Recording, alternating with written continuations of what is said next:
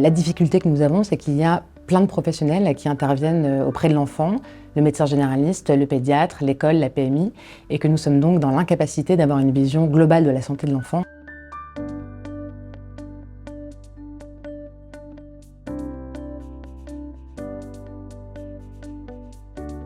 Alors les inégalités sociales de santé, elles sont très fortes et elles commencent dès le plus jeune âge. On sait qu'à l'âge de 5 ans, vous avez déjà une différence de 1 à 3 en matière de langage, en matière d'obésité entre les enfants de cadre et les enfants d'ouvriers. Ces inégalités sociales de santé qui apparaissent très tôt dans l'enfance, ça n'est pas une fatalité.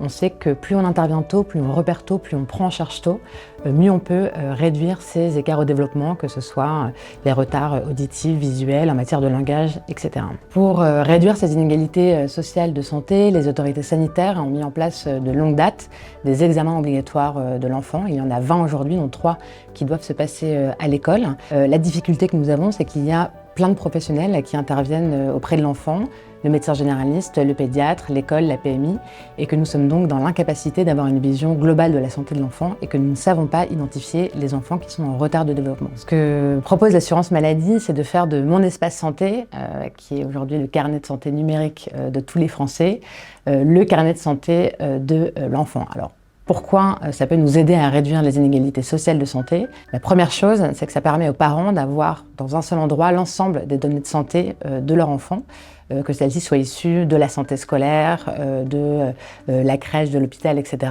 Bref, d'avoir un suivi exhaustif au même endroit de l'ensemble des données et que les professionnels puissent y avoir accès.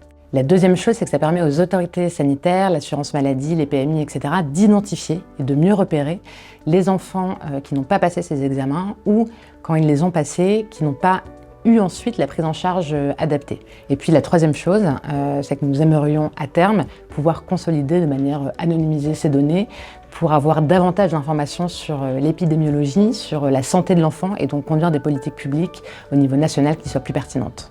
Et l'objectif dans les prochains mois, c'est de commencer la personnalisation de l'espace santé de l'enfant. Et donc, vous allez voir apparaître des éléments spécifiques à l'enfant, notamment le carnet de vaccination au plus jeune âge, les courbes de poids et de taille, et puis des premiers messages de prévention personnalisés en fonction de l'âge de votre enfant, avec des rappels sur des messages de santé publique, etc.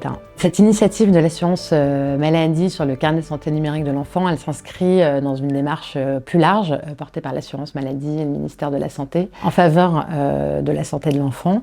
Et donc nous portons plusieurs projets, notamment de prévention de l'obésité infantile ou encore de dépistage des troubles du langage en maternelle.